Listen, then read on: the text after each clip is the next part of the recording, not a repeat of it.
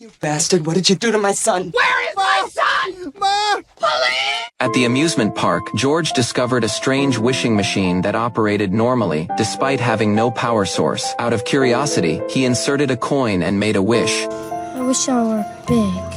The next second, the machine's puppet swallowed the coin and spat out a card that read, "Your wish has been granted." George didn't think much of the card, assuming it was just a prank by some bored person. However, he had no idea that this would mark the beginning of an extraordinary journey for him. That night, the sky turned stormy with howling winds and flashes of lightning. Tossing and turning in bed, George began to undergo a subtle transformation. The next morning, as usual, he went to the bathroom to wash his face, only to find a stranger staring back at him in the mirror. He couldn't believe his wish had actually come true. He had suddenly aged 10 years, turning from a 12-year-old boy into a young man. George found some clothes in his father's wardrobe, dressed quickly, and rushed out of the house in a hurry. He wanted to find the wishing machine from the night before and change himself back. But when he rode his bike to the spot, all he saw was a pile of garbage. With no other choice, George returned home, hoping his mother would believe he was really her son. He told her his birthday was the 3rd of November, and that he had recently scored 60 on a test. Hearing this stranger know so much about her son, his mother became convinced he had kidnapped George. Seeing her reaction, George had no choice but to flee in panic. He went to school to find Billy, his closest friend, but even Billy didn't believe him at first. Begging George not to hurt him, Billy shook the door wildly, trying to escape. I know I don't look like myself, okay? But something really strange happened, and I'm really scared and I need your help. You're my best friend!